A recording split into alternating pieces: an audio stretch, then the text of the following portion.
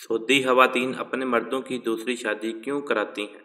ہمارے کلچر میں عورت تو کیا مرد کی دوسری شادی کو بھی معیوب سمجھا جاتا ہے، جبکہ سعودی عرب کے کچھ علاقوں کا کلچر اس کے برعکس ہے۔ سعودی عرب کے صوبے الجزا کے دیہات میں اس لحاظ سے انتہائی منفر ہے، یہاں خواتین اپنے خامندوں کے لیے خود نئی دلہنیں تلاش کرتی ہیں۔ یہ سلسلہ 1981 میں اس وقت شروع ہوا جب ایک خاتون نے اپنے خامند کو دوسری شادی کی ترغیب دی۔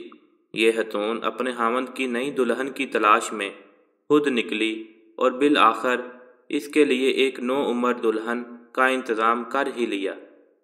ابتدا میں تو لوگوں نے اس خاتون کو پاگل قرار دیا، لیکن اس نے یہ دعویٰ کر کے سب کو حیران کر دیا کہ اس پر اسیب کا سایہ تھا، تو اسیب کا سایہ جاتا رہا۔ اس واقعہ کے بعد ایک اور اہم واقعہ پیش آیا۔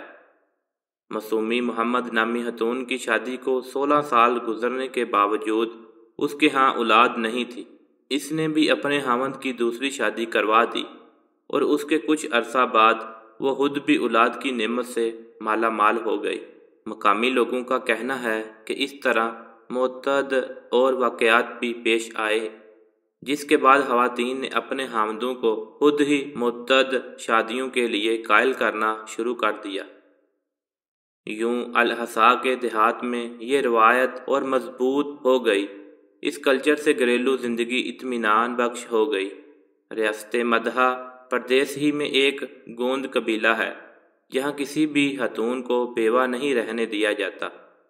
اخبار ٹائم آف انڈیا کے مطابق اس قبیلے کی روایت ہے کہ مرنے والے شخص کی بیوی کی شادی اس کے خاندان میں دستیاب کسی بھی مرد سے کر دی جاتی ہے۔